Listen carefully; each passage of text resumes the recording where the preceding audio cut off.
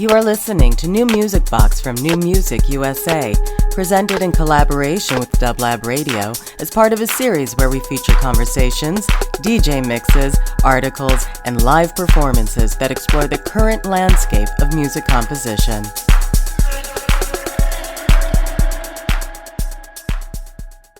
Welcome, this is Frosty from Dublab, and thrilled to be here for New Music USA's New Music Box. Dublab partnering with New Music USA for conversations, expanding the horizons of sound, and we are here in Los Angeles in a place called Griffith Park.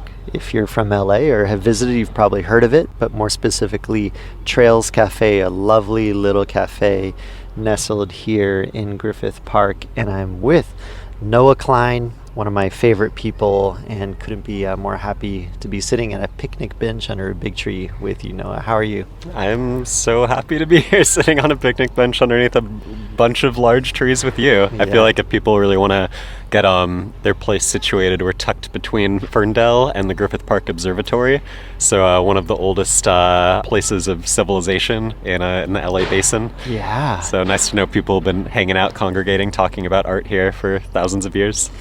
Making art as well, and activating these spaces in many ways, and you have been very tuned in to physical space around Los Angeles and activating that physical space with art and music, and we'll jump into that in the context of Floating, this incredible series. But I'd love to, before that, talk about your relationship with the city, but also the work that you do as an artist. Can you give people a little bit of a background into yourself personally and the work that you do? Yeah, absolutely. I am born and raised in Los Angeles. I grew up generally around the west side, so mostly Venice Beach zone. As I've been really fortunate and blessed to be able to travel with art. I love everything that I see in the world.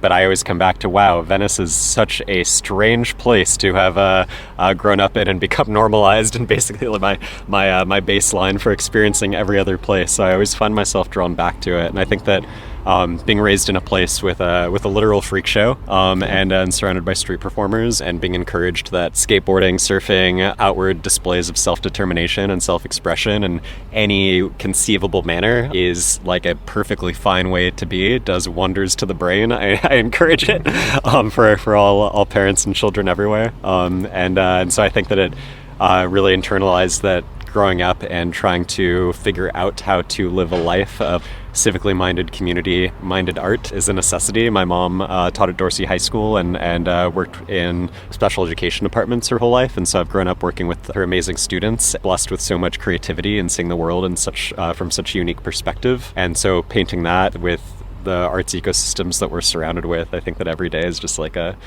gorgeous, enormous lesson. So I think in my own artistic practice, it's very much been rooted in what my friend Joe Ahern taught me, was called creative placemaking. Joe is one of the founders of Silent Barn, and his dad Charlie is the director of Wild Style, that iconic film.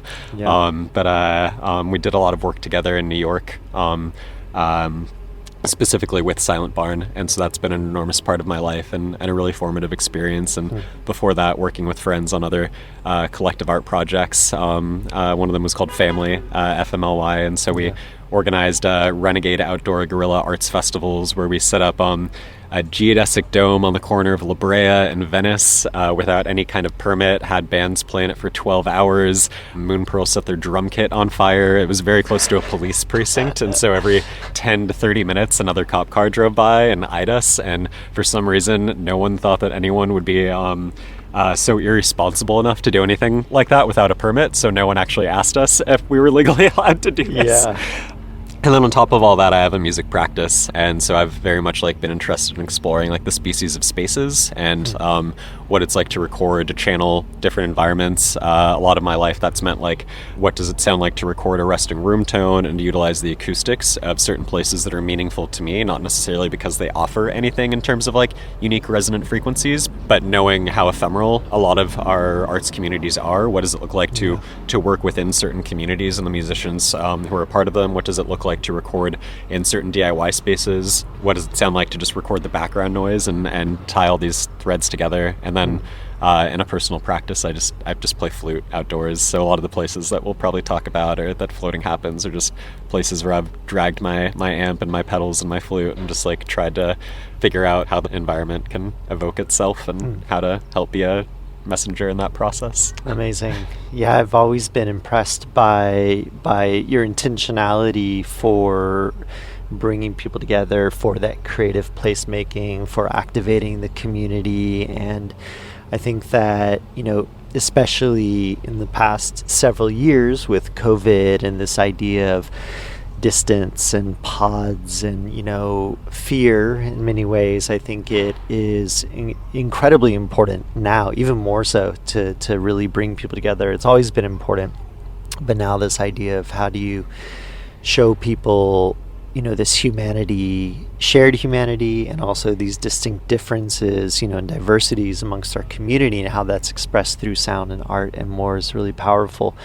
You came on my radio show with Dublab many times, and your project Cuddle Formation, you came on and graced the airwaves, and we're very involved, living in New York and in this kind of community building. Coming back to Los Angeles and being so active in the here and the now, how has this particular place changed in your mind, and why do you feel energized to do what you're doing right now? Yeah, I think that there's just a completely different energy throughout Los Angeles. I felt like when I would granted I was coming to visit, to say hello to friends, to work on a family fest for short periods of time while I had moved away, but there was a cohesiveness that I was really missing, and it felt like there were very few people who were going between the communities of Leimert Park with the South Bay, with the music that was happening in the Valley. And obviously Dublab has always been a champion of connecting all the threads and finding the threads between soundscape and landscape, but it was just something that I was really missing on a collective scale.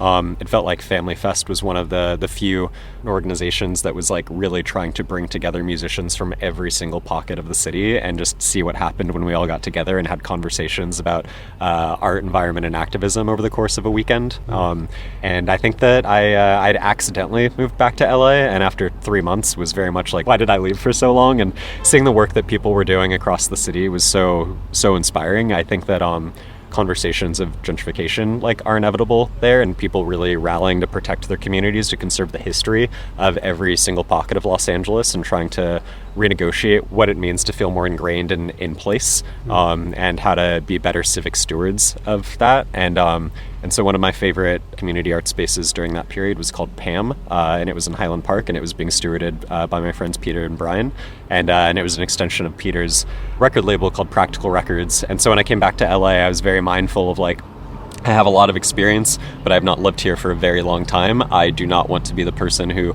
just comes into a place that I love, surrounded by people that I really admire and respect, and think that I have any idea of what's happening or what should happen. So I simply just volunteered. I helped out at PAM however I could, and tried to support as many local artists as I could, just attending and shouting out how much I appreciated everyone, and just trying to be a body in the room, doing what I could do, if it was just plugging in XLR cables or introducing someone to someone else. And so and seeing what Pairspace was up to, and conversations of how to reopen. And just at a certain point, people started asking me for a little bit more organizational help, and so I took that as an invitation of okay, well, maybe I can feel more encouraged to start helping with the organizational process again, and feeling more ingrained in terms of the fabric of the city and the people who are a part of it. And so ended up helping put together a couple things at PAM, and then on my own, just bringing all of my gear out into nature, maybe with some friends, and we would just soundtrack trails for people. We'd go to Murphy Ranch and just play music all day.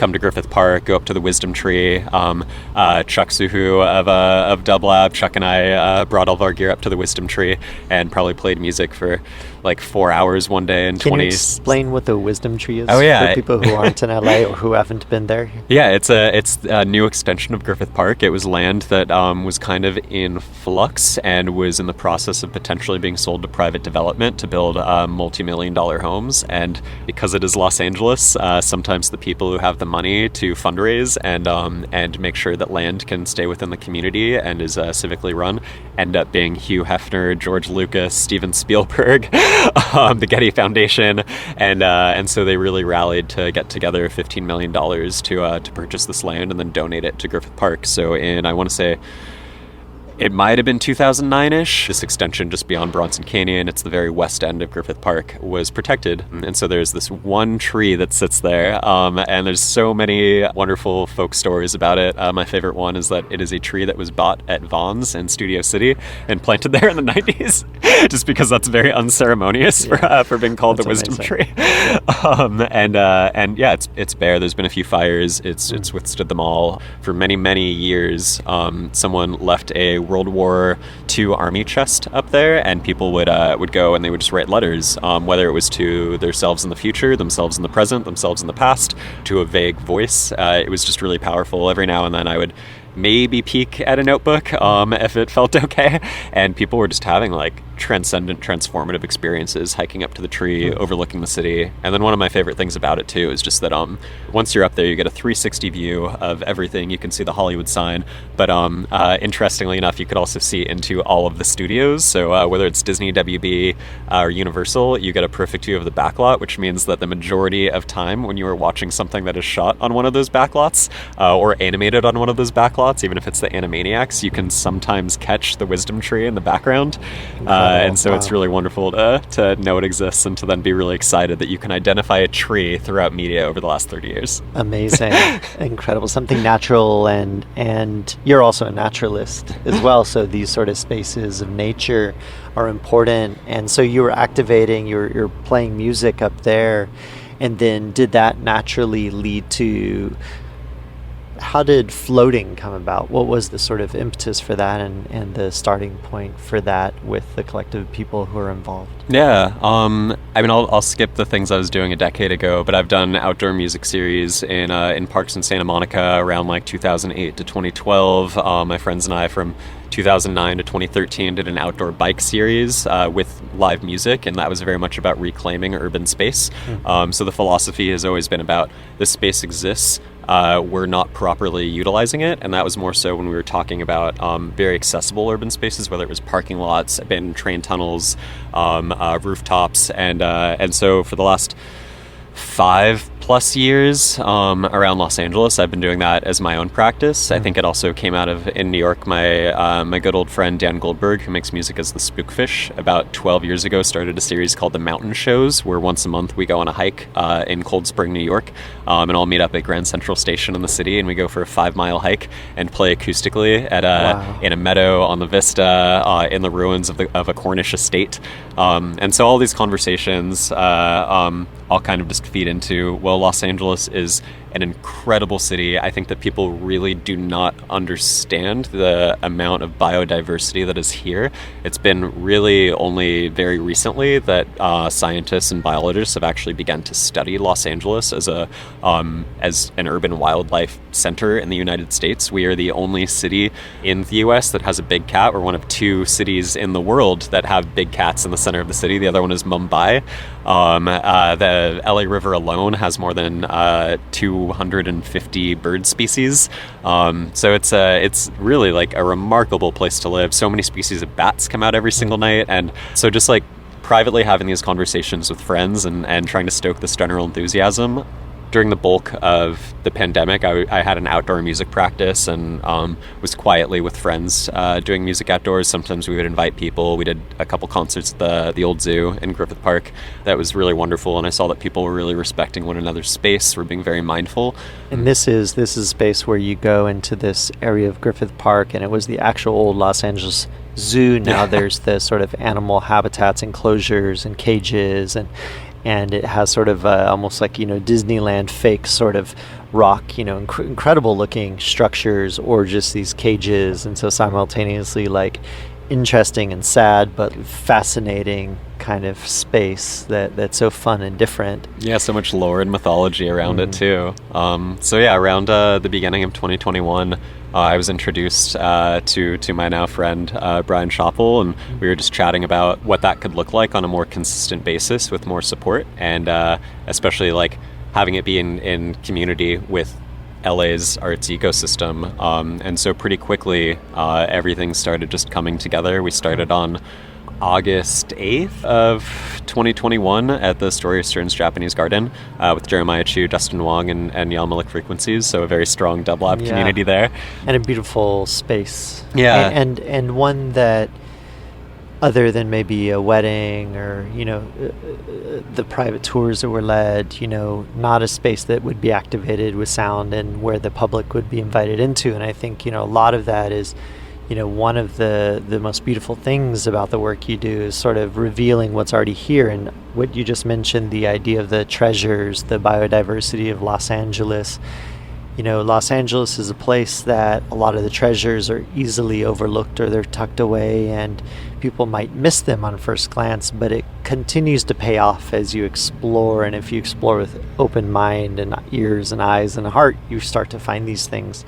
So that show was August 2021, and what did you kind of express to the public as far as an invitation? How did you present what was going to happen?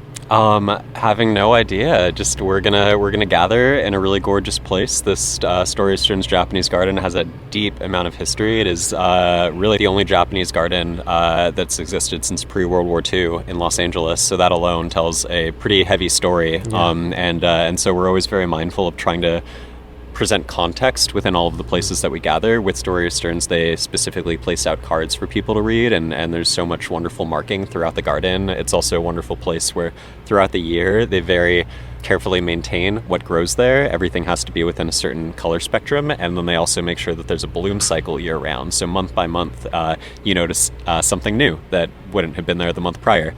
And so as someone who also like deeply loves nature, it's been really interesting and recognizing the phrenology, or the way that plants adapt over time, what they look like in their different cycles, and just trying to be much more mindful of like what even something as simple as a sycamore tree looks like throughout the year, and just trying to really develop that relationship, and then figuring out a way to interpret and share that with the community that comes. When we were at the Zorthian Ranch yesterday in Altadena, someone came up to me. They said like, yeah, I haven't been able to come in a few months, but the last time I saw you, you were at the Audubon Center at Debs Park, and introduced us to this peppercorn tree. And he was like, I didn't know what a peppercorn tree was, and now that I know, I can grab these little pink peppers and take a bite of them. And he was like, now I recognize how sweet they are based on whether it's pink or red. And he's like, yeah, like when I'm with my friends walking around our neighborhood, we see them everywhere, and we just like nibble on them throughout the day now. And so just hearing that makes me so happy. Yeah. Peeling back the layers and having people see the city, experience it in new ways,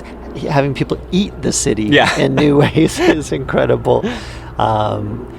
And the audience, it's multi-generational, which is incredible.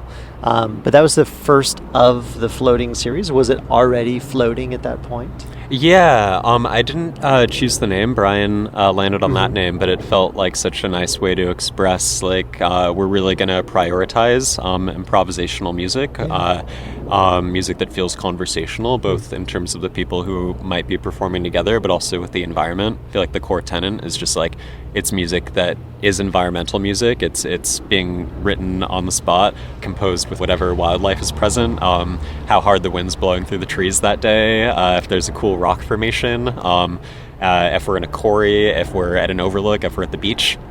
And so how that really changes the way that people might approach their own process and practice.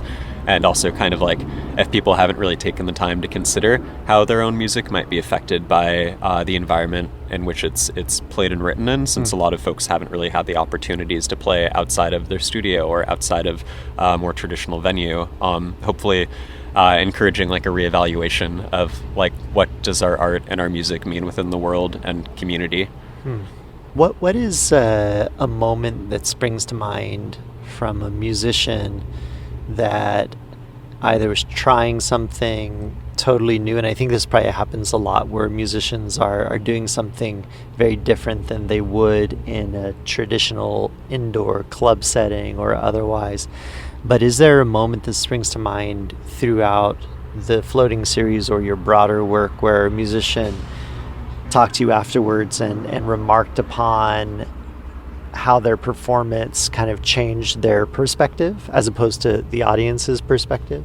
Yeah, I feel like there's so many that I could pull out, but maybe one of the more recent ones, just because it's fresh in mind, was a really wonderful trio that Wild Up put together during Wild Up's residency, which is currently happening, which is like a 30-plus person ensemble. And so the conversation going into this was, cool, well, how do we deconstruct and really allow moments for Wild Up's individual members to shine? And so this was an incredible vocal trio with Kat, Catherine, and Eliza. And so we were in Bronson Canyon, which is an incredible quarry within a canyon. The quarry itself, the rocks were used to build out the core of Los Angeles. So the extension of the core, so mostly like Wilshire Boulevard, Santa Monica Boulevard, Hollywood, and Sunset. And so when we're talking about holding music in the canyon, we're also talking about holding it in what is probably the most filmed location on Earth, next to the rubble that built the Hollywood dream and the imagination of Southern California. Yeah. So it's a really fun concept to just sit with, and the way that they incorporated the land into their performance was there's this stunning large rock labyrinth right in the middle of this quarry that oftentimes I show up early and I work on, or I try to extend it even further. But Kat, Catherine, and Eliza decided to run the labyrinth, and so they started at 3 different moments and were hitting it at different phasing points, had 3 microphones that were all panned differently, and so their composition was really based on where they were within the labyrinth in space, the distance to the microphone, which microphone they were sitting in, and it became this like incredible auditory just marvel that could not happen anywhere else. Yeah. Just the acoustics of the quarry as well. We just had snippets of their voices bouncing off of the rocks. There were the crows overhead that just got really active because of the movement, so they were flying and then they were looping, and it just became really like a collaboration with the environment in a way that people don't often have the chance to, especially when we're talking about trained operatic, trained classical vocalists, and it's just like, let's just go outside and do something really weird, fun, and strange, do whatever you want, and let's see what happens.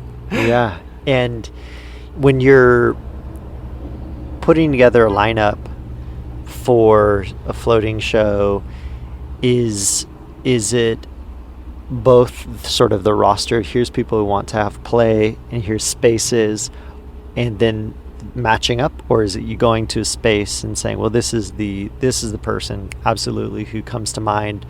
Or do you sometimes even get the composers themselves and musicians themselves offering a space? How does that sort of dynamic work? Yeah, when we first started, I tried to give every single person the opportunity to choose, and then I quickly learned that a lot of musicians throughout the city, far more than I would have ever anticipated, actually don't know, aside from like a couple of spaces where I personally don't find there to be the same level of wonder to be able to channel into their art. We're just open to seeing what worked. So I was just thinking about all the places that I really love playing music in, the places where I've always wanted to see art happen. And so we collectively, everyone who's on staff and works on this, we're just running through and having conversations with the parks, trying to figure out how to cross all of these barriers that the city very actively puts into place. Very actively, and you mentioned this idea of this quarry that was cleared out to then build the sort of infrastructure of, Hollywood. A lot of this is, kind of protected because of, filming permits and things like this. It's hard. So many places in the world, if you travel around, music and live music, is much more present just in the everyday. Music's part of the fabric. Here, it's like a noise or nuisance unless it's maybe in somebody's car. But I think that you've been able to, through hard work and connections and coming from a good place, you've been able to kind of break through a lot of that so much of music and art has become privatized and paywalled and thought of as leisure and commerce, has been associated with real estate speculation or the alcohol industry, and it unfortunately, like, you have to re-encourage that, like, music is a folk tradition. It's something that we've been doing for thousands of years in a handful of the spaces and environments that we sit within. Specifically, like where we're sitting now, art has been an occurrence exactly where we're sitting for thousands of years, and maybe the last 70 to 80 of those years we became extremely derailed, and we're provided a different kind of illusion that we've invested in far beyond what we ever should have. And so a lot of the conversations are going back to what folks have talked about for decades within the music industry. I feel like probably one of the largest names to pull out would be like Don Cherry and his idea of the organic music societies, and having music become a natural part of everyone's day. How you should just be able to pull off the side of the road and jam on some cornet for the sheep herders. In the same respect, we should be able to just go to LA State Historic Park, to Griffith Park, to Burton Chase Park in Marina Del Rey, and to these very public areas, and not always private gardens. As we've been talking about the wonderful Japanese garden, and music should just be an inherent part of how we experience the city, our community, without feeling like the city is policing that or trying to quell a sense of like guerrilla creativity that is just raw human emotion. Yeah, absolutely. And you know, again, the multi-generational aspect to, you know, because of this control often through alcohol and music, you know, occurring in the walls of clubs that are usually funded through sales of alcohol, you know, children aren't able to hear live music as much, and often the times at which those happen are, you know, late night. But the idea of community music and music happenings and gatherings where people are gathering, and it's sort of paying into the future. You know, you're stimulating people's minds and imaginations through sound and through creating something that takes a lot of work to get off the ground, but creating a possibility and showing a possibility, kind of proof of concept. Yeah. Everybody gathered there takes that with them, and I think especially, you know, I have 2 young daughters, and we've really enjoyed the floating shows, and I think that being in a natural space and feeling free within that space is really important. It's a rare thing, but it starts to echo out, starts to reverberate through, you know, through the doing. So I know the doing takes a lot, but it has a big impact. There's soundscapes and sound baths that are sort of like maybe 2 of the main activations under the umbrella. Can you explain what those 2 categories are and why it's important to have those specific categories? And I know a lot happens within, and they're probably fluid, but can you explain what those are? Oh yeah, super fluid. Yeah, it's been interesting approaching this conversation. I feel like I've always had it through DIY communities, through maybe like a more lens of punk, even if we're talking about environmental music. And so this has been like a wonderful large experiment in maybe approaching this conversation. I don't quite know what the right phrasing would be, because I don't like any of the words that come to mind right off the bat, but maybe like, what if we tried to have this conversation through a lens of wellness, of like talking about community health, rather than talking about it through like punk and DIY in ways that might end up feeling more exclusionary to the general public, and just trying to like figure out how to have the conversation of public art by and for the people in public spaces as a communal expression of just like, we need this. Our lives are very difficult. Living and existing in the world is very difficult. And if we can create these moments of respite where we just like are there for one another, maybe that is only a good thing, especially if we can do this with our families. And so the 2 designations would just be the sound baths are very much more straightforward sound baths, whether that means that there's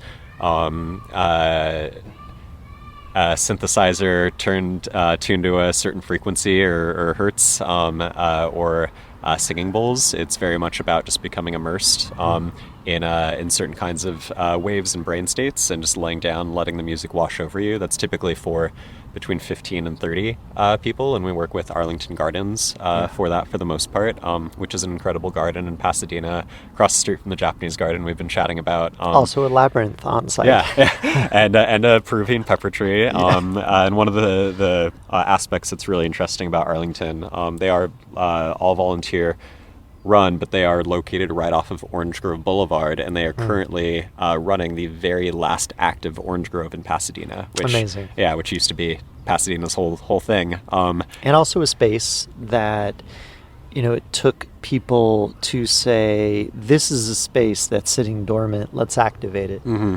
And over the many years, that activation became more and more kind of real and more beautiful, and beauty has a force in and of itself. Beautiful art, is powerful, and, beautiful nature and intentional sort of planting of what you're putting into kind of a garden, it becomes a magnet, not only for, butterflies and birds and bees, but for people who pass by, and once they discover it, and this, I think, was a hidden gem for so long, and continues to be this place that is serene, easily accessible, so close, I think, to the kind of urban core of the city, but so rejuvenating to spend a little bit of time in dynamic kind of space.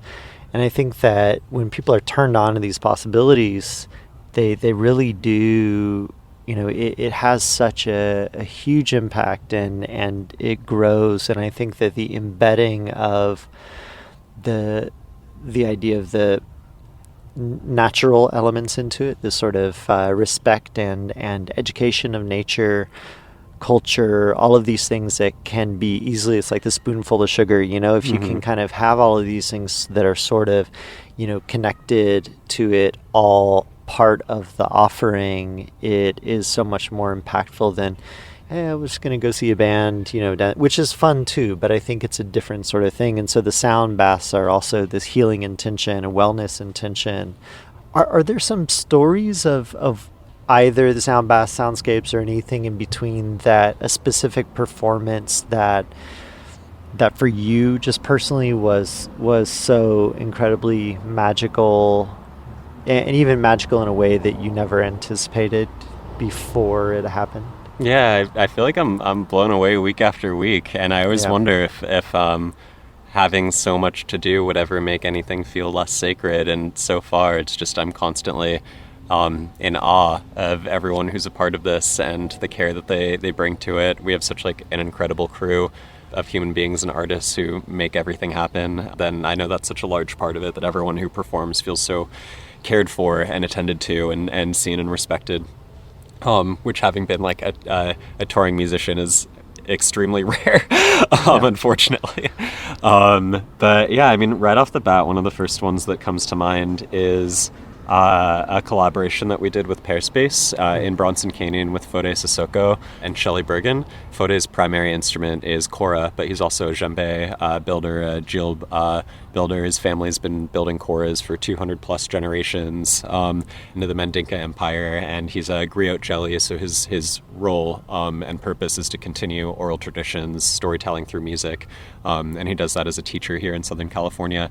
And Shelley is an incredible harpist who mostly works within experimental circles, studied underneath Pauline Oliveros, has worked with incredible people all around, and an incredible, wonderful, gifted composer and human being. And having this conversation, what I've already noted on the significance of Bronson Canyon and how we've built the imagination of Hollywood and Southern California from the literal rocks of the canyon, to then having Fode and Shelley present, and the harp comes from the kora through colonization over various periods. And so it was really just the analogy there really blew me away in the moment, and having the conversation of well, Fode is going to perform. He's going to share the history of the kora, the djembe, the jil as we're going. And then Shelley is going to share this harp music. And it's really it's watching 5,000 years of history unfold in a city that's barely over 100 years old. Yeah. And so there was a lot of layers of context falling into one another. And I was just really tripping out.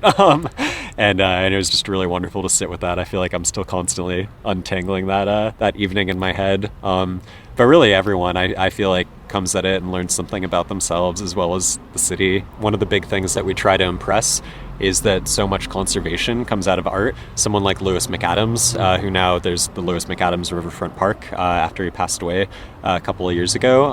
And Lewis McAdams is co-founder of Friends of the LA River, which started as an art project. It started as reading poetry down by the river. It started as getting people invested into place, into understanding their bioregion. And so I think a lot of this is really just like care for the land, care for our communities, and really, while being extremely mindful and caring with all of the artists involved and their music, also making a concerted effort to bring people to places that they maybe wouldn't have known about or gone to otherwise, teaching them a little bit about the land, not trying to preach or talk at anyone, just having a good time.